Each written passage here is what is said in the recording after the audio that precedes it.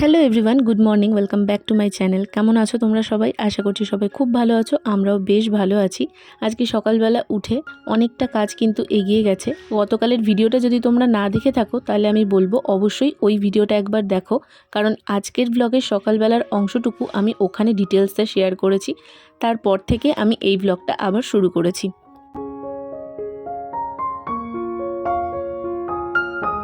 আজকে সকালবেলা খুব ইচ্ছে হচ্ছিল পাস্তা খাবো, সেজন্য সকাল সকাল উঠে আগে বাসি নাইটিটা চেঞ্জ করে নিয়েছিলাম। তারপর ব্রেকফাস্টে পাস্তা বানিয়েছি। এদিকে রিন্টু তো কাজে বেরোবে, তাই জন্য ও একটু দেরি করেই উঠেছে। তো আমাদের ব্রেকফাস্টটাও করা হয়ে গেছে। তারপরে স্নান করে এসে ঘর মোছা, ঘর ঝাড় দেওয়া, এই বাসি কাজগুলো সেরেছি। আসলে ও না ওঠা অবধি আমি তো এই কাজগুলো করতে পারি না, সেই জন্য সকালবেলা উঠে প্রথমে বাসি নাইটিটা চেঞ্জ করে আগে পাস্তাটা বানিয়ে নিয়েছিলাম। প্রচণ্ড খিদেও পেয়ে গেছিলো। আর এখন ও উঠে গেছে, তাই জন্য এখন আগে খাটটা গুছিয়ে নিচ্ছি। আজকে সকালবেলার রুটিনটা না একদম ঘেটে গেছে। অন্যদিন আসলে আমি সকালবেলা উঠে বাসি কাজগুলো সেরে নিই, তারপরে একদম স্নান টান করে নিয়ে হয় রান্নাঘরে ঢুকি, নয় রান্নাঘরের কাজটা করে নিয়ে তারপরে স্নান করি, যে কোনো একটা। কিন্তু আজকে দেখো সবই উল্টো। সকালবেলা উঠেই আমাকে আগে ঢুকতে হয়েছে রান্নাঘরে, তারপরে আমি স্নান করেছি, তারপরে বাসি কাজ সেরেছি। আসলে ও না ওঠা অবধি লাইট জ্বালিয়ে কাজ করলে না ওরও খুব অসুবিধে হয়, কিন্তু কিছু করার ছিল না আমার। স্নান করে এসেও দেখলাম ও ওঠেনি, তাই জন্য ঘরটা মোছা শুরু করতে হলো। আর ওই যে আলোটা জ্বালিয়েছিলাম তাতে ওর ঘুমটা ভেঙে গেছে, তারপরে টাইমও হয়ে গেছিলো, তো সেই জন্য উঠে গেছে। আর এদিকে চটপট করে তারপর আমি বিছানাটা গুছিয়ে নিলাম। বিছানাটা টান টান করে না গোছানো অবধি আমার স্বস্তি হয় না। আর রোজ আমার এই 3 বেলা করে বিছানা গোছাতে না অসহ্য লেগে যায়, কিন্তু তারপরে যে এন্ড রেজাল্টটা পাওয়া যায় সেটা কিন্তু বেশ ভালো লাগে। খাট গোছানো কমপ্লিট, একবার ভালোভাবে ঝাড় দিয়ে নিলাম। তারপরে আবার এসেছি রান্নাঘরে। আসলে ফ্রিজে না বেশ কিছুটা মাছ ছিল। আগের দিন রিন্টু যেদিন ছুটি নিয়েছিল সেদিনকেই বেশি করে নিয়ে আসা হয়েছিল, তো কিছুটা তার মধ্যে ফ্রিজে রেখে দেওয়া হয়েছিল পরে করা হবে বলে। এবার আজকে ভেবেছিলাম মাছটা করব না, কালকেই করব, কিন্তু এই বারবার যা ঝড় বৃষ্টির জন্য কারেন্ট যাচ্ছে, তো ফ্রিজটাও বন্ধ রাখতে হচ্ছে যদি নষ্ট হয়ে যায়। তাই ভাবলাম রিস্ক নিয়ে লাভ নেই, মাছটা করেই ফেলি চটপট। তো 3 পিস ওই চারাপোনা মাছ ছিল, আর তার সাথে ছিল এখানে কাতলা মাছ। যেদিন ছুটি ছিল সেদিনকে কাতলা মাছটাই করা হয়েছিল, তার সাথে এই 3টে মাছ ভাজা খাওয়া হয়েছিল, আর মাছের ডিম তো এনেছিল। সেদিনকার ব্লগটাও আশা করি তোমরা দেখেই নিয়েছো। আমার চ্যানেলে গিয়ে আরেকবার চেক করে নিও, যদি তোমরা না দেখে থাকো তাহলে পরপর সব ভিডিওগুলো কিন্তু তোমরা দেখতে পাবে। তো ফ্রিজ থেকে বের করার পর না মাছগুলো দেখছি একদম বরফ, আর এই প্রথম আমরা ফ্রিজে যেহেতু মাছ রেখেছি, আমার কাছে এক্সপিরিয়েন্সটা একদম নতুন। তো মাছটা না কিছুতেই এই বরফটা ছাড়ছিল না আর কি। তা কী করব বুঝতে না পেরে একটুখানি গরম জল করে ওই জলটা দিয়ে মাছটা ভিজিয়ে রেখেছিলাম। তারপর দেখলাম খুব সহজেই একদম অল্প সময়ের মধ্যে মাছটা ছেড়ে গেল। তারপরে তো নুন হলুদ মাখিয়ে এখানে মাছগুলো চটপট করে ভেজে নিলাম। আর জানো তো, একটা ঘটনা তোমাদের সাথে শেয়ার করি। বিয়ের পর প্রথম না আমি যখন মাছ রান্না করতাম একটা একটা করে মাছ ছাড়ছিলাম কড়াইতে, আর এখন দেখো একসঙ্গে সব রকম মাছ দিয়ে তাড়াতাড়ি করে চটপট ভেজে নিলাম, সময়টাও সেভ হয়ে যায়। তারপর যে তেলটুকু ছিল তাতে একটু এলাচ দিয়েছি, ওই মাছের তেলে ভেজেছি তো, আর এই তেলটা দিয়ে যেহেতু রান্নাটা করব, ওই গন্ধটা যাতে না থাকে সেই জন্য এলাচ দিলে না গন্ধটা চলে যায়। তারপর দিয়েছি তেজপাতা, শুকনো লঙ্কা, কিছুটা জিরে ফোড়ন, আর একটা পেঁয়াজকে আমি কুচিয়ে নিয়েছিলাম, আর একটা পেঁয়াজকে ভালোভাবে ওই গ্রেটারে ঘষে দিয়েছিলাম। তো যেই পেঁয়াজটা কুচো করেছিলাম সেটাকে দিয়ে একটু ভালো করে ভাজা করে নিলাম। তারপর এখানে আদা জিরে বাটা আর তার সাথে হচ্ছে পেঁয়াজ কুচিটা দিয়ে দিলাম। এরপর মশলাটাকে একটু ভালো করে ভাজা ভাজা করে নেওয়ার পর হলুদ গুঁড়ো, জিরে গুঁড়ো, তার সাথে একটু সামান্য পরিমাণে লঙ্কার গুঁড়ো আর একটু চিনি দিয়েছিলাম। তো সব দিয়ে মশলাটা ভালোভাবে কষিয়ে নিয়ে তেলটা যখন ছেড়ে এসেছে, আলুগুলো আমি আগেই সেদ্ধ করে রেখেছিলাম, সেই সেদ্ধ করা আলুগুলো দিয়ে দিলাম। তবে জানো তো আজকে আলুটা খুব ভালো করে সেদ্ধ হয়নি, দেখো কাটতে একটু অসুবিধেই হচ্ছে। তো কিছু না, এটা একটু জল দিয়ে ফোটাবো, তখনই সেদ্ধ হয়ে যাবে। আর গোটা গ্যাসটায় তেল ছিটে সামনেটা দিয়ে একদম যাতা অবস্থা হয়েছিল। তো ওদিকে ঝোলটা ফুটতে দিয়ে আমি এদিকে গ্যাসটাও মুছে নিলাম, আর এখানকার কোটো কাটাগুলো সব জায়গার জিনিস জায়গায় তুলে রাখলাম। রান্না করতে গেলে সব ছড়িয়ে ছিটিয়ে একসার হয়ে যায়। এরপর ঝোলটা ফুটে যাওয়ার পর মাছ ভাজাগুলো দিয়ে ঢাকাটা দিয়ে দিলাম। মাছের ঝোলটা ওদিকে হয়ে গেছে, আর রান্নাঘরটা দিয়ে আমার ঘরটা দিয়ে আরেকবার আমি ঝাড় দিয়ে নিচ্ছি। ওই যে তোমাদের আগে আমি একদিন বলছিলাম না, দিনের মধ্যে 3-4 বার আমার ঘর ঝাড় দিতে হয়, আজকে তার প্রমাণ দিলাম তোমাদের। সত্যি কথা বলতে উঠোনটার জন্য না প্রচণ্ডই ধুলো ধুলো হয়ে যায়, আর পায়ে ধুলো বাঁধলে একদম ভাল লাগে না। আর ঘরে পড়া চটিটা না গরমকালে পরতে আরও অস্বস্তি লাগে। তো সেই জন্যই আর কি খালি পায়ে হাঁটতে হয়। আর এই দেখো এই উঠোনটা পুরো যেহেতু মাটির, আর আমি তার মধ্যে নেমেছি ঝাড় দিয়ে খালি পায়ে, মানে মাথা যে আমার কোন দিকে থাকে। তো যাই হোক, এই দিকটা এবার একটু ঝুলঝুল মতন লাগছিল, সেগুলোকেও ঝেড়ে একদম পরিষ্কার করে নিলাম।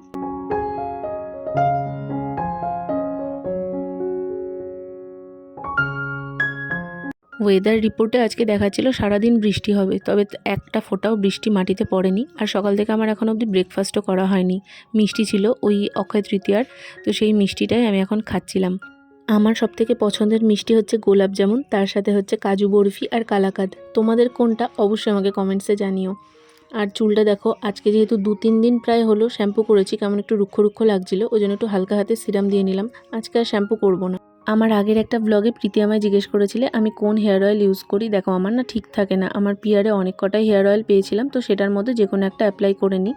সেদিনকার ব্লগে যে হেয়ার অয়েলটা আমি অ্যাপ্লাই করছিলাম ওটা ছিল মাদার্স পার্সেট। ইউজ করে দেখতে পারো, বেশ ভালো। তবে আমি মাঝে মধ্যে কিন্তু কোকোনাট অয়েলটাই বেশি ইউজ করি। আর তুমি বলছিলে যে তোমার প্রচণ্ড হেয়ার ফল হচ্ছে। সত্যি কথা বলতে আমারও ভীষণ হেয়ার ফল হয় পিসিওডির জন্য। ক্যাস্টার অয়েল ইউজ করে দেখতে পারো, তার সঙ্গে কিন্তু অবশ্যই একটা কোকোনাট অয়েল বা আমন্ড অয়েল কিছু একটা মিশিয়ে নেবে। ওটা কিন্তু ডাইরেক্ট অ্যাপ্লাই করবে না, কারণ প্রচণ্ড ঘন হয় ওই তেলটা। ক্যাস্টার অয়েলটার কথা বলছি আর কি। তো সেটার মধ্যে কোনো একটা এমনি নর্মাল হেয়ার অয়েল মিশিয়ে তারপরে ইউজ করতে পারো। আর এখানে আমি সকাল থেকে না ফেস ওয়াশ করেছি, স্নান করেছি সবই, কিন্তু কিছু মাখার টাইম পাইনি। তাই একটু সানস্ক্রিন মেখে একটু লিপ বাম লাগালাম, একটু সাজুগুজু করলাম এক কথায়। তারপরে এখন লাঞ্চ করে নেব।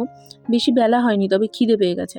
কারণ ওই যে ব্রেকফাস্টে দেখলেই তো শুধু একটা মিষ্টি খেয়েছি, সেই জন্য ভাবলাম তাড়াতাড়ি লাঞ্চটা করে নিই। তো মাছের ঝোল করেছিলাম, এই ছোটো মাছগুলো দিয়ে এখন খাওয়া হবে। আর কাতলা মাছটা থাকলেও ওটা রাত্রে খাওয়া হবে। তার সাথে এখানে আলু আর ঝিঙে দিয়ে মা একটা তরকারি করেছিল, তো সব নিয়ে খেতে বসে গেলাম। আচ্ছা, পাঁপড় ভাজাও ছিল, আমার না দেখাতে আর মনে নেই।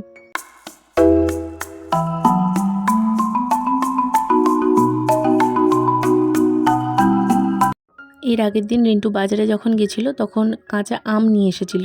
তো সেই কাঁচা আম দিয়ে মা পাতলা করে আমের টক বানিয়ে রেখেছিল। সেই টকটাও ছিল, খাওয়ার শেষে একটুখানি খেয়েছিলাম। বিশেষ করে আঁটিটা খেয়েছিলাম, আমার বেশ ভালো লাগছিল। আর অক্ষয় তৃতীয়ার দিন হালখাতাও যখন করতে গেছিলাম তখন এই আইসক্রিমগুলো দিয়েছিল। তো সেদিন আর খাইনি, এনে রেখে দিয়েছিলাম। এখন আমি আর মা দুজন মিলেই খেয়ে উঠে এই আইসক্রিমটা খাবো।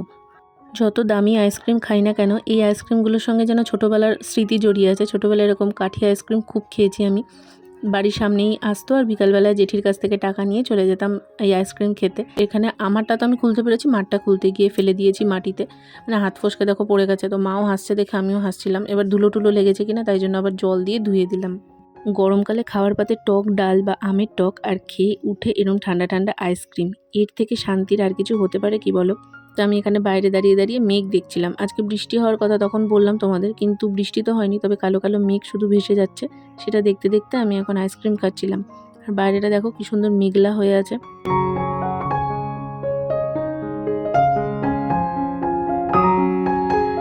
এরপর চলে আসলাম আমি আমার ঘরে। নাইট বাল্ব দেখেই বুঝতে পারছো এখন আমি শুয়ে পড়বো। শুয়ে শুয়ে তবে ঘুমোবো না, ভিডিও এডিট করব।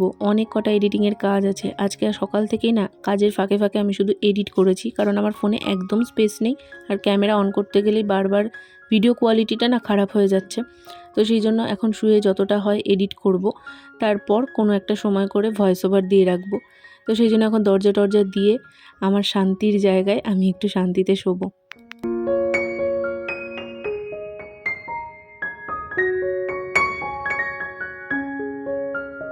সন্ধেবেলাতে ওঠার পরেও দেখলাম বাইরে বেশ কালো করেই মেঘ করে আছে।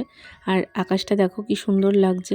একটু যদি ঝড় হাওয়া দিয়ে যদি বৃষ্টি হতো জমিয়ে, তাহলে কিন্তু বেশ হতো।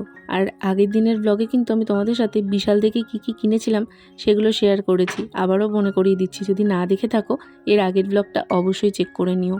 আর এরপর জানলাটা খুলে দিচ্ছিলাম, কারণ বাইরে থেকে বেশ সুন্দর ঠান্ডা হাওয়া দিচ্ছিল।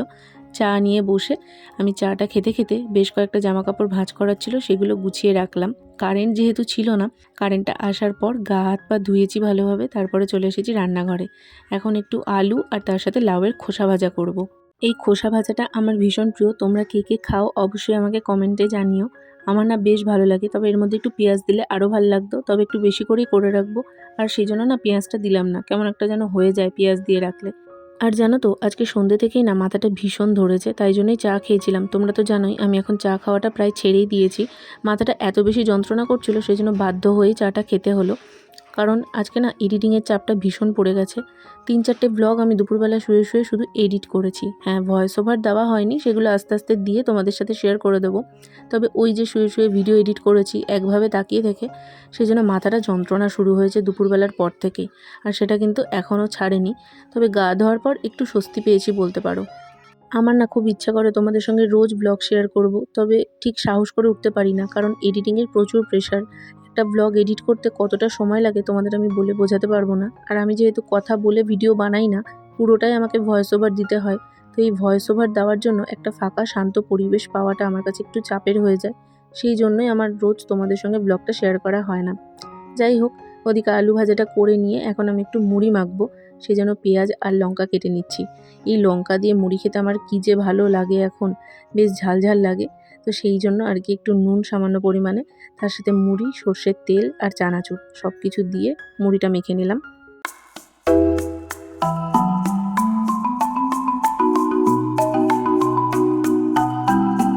এরপর একটা জায়গায় মার জন্য কিছুটা মুড়ি তুলে দিলাম, আর আমারটা নিয়ে আমি গিয়ে বসবো আমার ঘরে, কারণ একটু মার সাথে কথা বলবো, সাথে রূপকথার সাথেও একটু ফোনে কথা বলবো। এই সন্ধ্যের টাইমটা আমার একটু ফোনে কথা বলা হয়, তারপর ভিডিও এডিট, আর তারপর একটু সময় পেলে একটু ইউটিউবে মুভি দেখি বা কিছু। তবে আজকে সেই সবের কোনো সময় আমি পাইনি। মার সাথেও সামান্য কথা হয়েছে, কারণ কালকের ব্লগটাতে আমার এখনও ভয়েস দেওয়া হয়নি, তো সেই ভয়েসটা দিলাম। তারপরে দেখলাম এই টিউবলাইট প্লাস তারটার ওপর দিয়ে না খুব বাজেভাবেই একদম ঝুল পড়ে গেছিলো, তো সেটাকে একবার পরিষ্কার করলাম। আর সেটা পরিষ্কার করতে গিয়ে গোটা মেঝে আবার ধুলো ধুলো হয়েছে, তো সেই জন্য আরেকবার ভালোভাবে মেঝে, খাটের তলা সব কিছু ভালো করে ঝাঁট দিয়ে নিলাম। কারণ এদিকে ফ্যানটা চলছিল, তো আমার মনে ছিল না অফ করতে, ধুলোগুলো উড়ে খাটের তলায় ঢুকে গেছিলো। তো সবটার একবার ভালোভাবে ঝাঁট দিলাম। তবে ধুলো রাত্রিবেলা বাইরে ফেলতে নেই, আমি জানি। আর আমাকে একজন কমেন্টেও বলেছিলে যে রাত্রিবেলা করে ঘর ঝাড় দিয়ে বাইরে ফেলবে না, তো সেই জন্য আর ফেলিনি, ঘরের সাইডে জমিয়ে রাখলাম। এরপর ভালোভাবে একটু ফেস ওয়াশ করে নেবো, কারণ সারাদিনের তেল নোংরা সবটাই মুখে গিয়ে জমে, তাই রাত্রিবেলা একটা ফেস ওয়াশ কিন্তু করা ভীষণ দরকার। সংসারের কাজ প্রত্যেকটা হাউসওয়াইফদেরই কম বেশি করতে হয়, কিন্তু তার মানে এটা নয় যে নিজের খেয়াল রাখবো না। নিজের খেয়াল রেখেও সমস্ত কাজ কিন্তু করতে হবে। নিজেকে ভালো না বাসতে পারলে কোনো কিছুই সম্ভব না। তো নিজেরও একটু কিন্তু খেয়াল রাখাটা দরকার। বেশি না হোক, যতটুকু সময় বের করা যায় ততটুকুর মধ্যেই নিজের জন্য কিছু একটু করবে। সেটা নিজের পছন্দের বই পড়া হোক, বা নিজের পছন্দের কোনো সিনেমা দেখা, বা নিজেকে একটু প্যাম্পার করা। তারপরে দেখো, এখন মুখটা ধুয়ে এসে একটা ময়শ্চারাইজার ইউজ করে নিচ্ছি। এটা অ্যাকচুয়ালি একটা স্লিপিং মাস্ক, খুব ভালো, জানো তো। আমি পিআরে পেয়েছিলাম ঠিকই, কিন্তু এটা সত্যি আমার স্কিনে খুব ভালোভাবে কাজ করেছে। আসলে আমার তো ড্রাই স্কিন, এরকম একটু জেল বেসড প্রোডাক্ট বেশ ভালোই কাজ করে। তো চলো, আজকের ভিডিওটা তাহলে এখানেই শেষ করছি। দেখা হচ্ছে নতুন কোনো ভিডিও নিয়ে খুব শিগগিরই। আজকের মতন টাটা।